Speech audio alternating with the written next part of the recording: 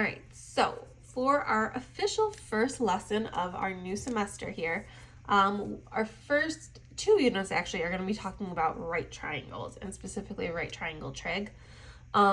So to begin with, we have a new variable or symbol that we're going to be using, and that's this symbol here.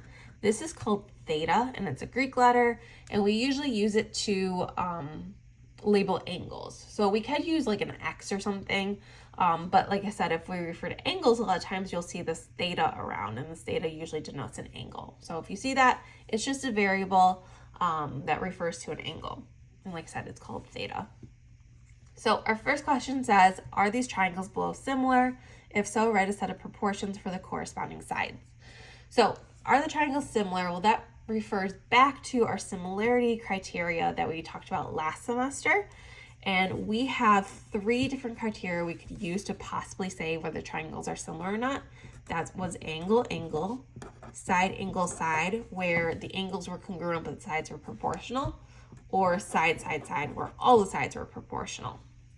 So here we can see that in these triangles, we do have 2 right angles, and this angle C and this angle F are congruent because they both have the same arc marks and they're both labeled with that theta symbol. So because of that, the triangles are similar. So we could say triangle ABC is similar to triangle, and I went ABC, so I'll do D, which does not have any markings, E, which has that right angle like B, and then F. A, B, C, and D, E, F are similar because of angle similarity. There's 2 angles in each triangle, they're congruent. Okay.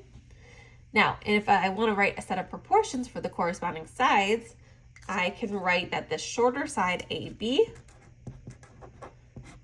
and then this shorter side ED is going to be equal to, I'll do like this longer leg, BC, over this longer leg, EF, and then AC over here is going to be equal to DF over here. Now this shows that the corresponding side lengths are going to have the same scale factor or the same proportionality, which is what we were talking about last semester.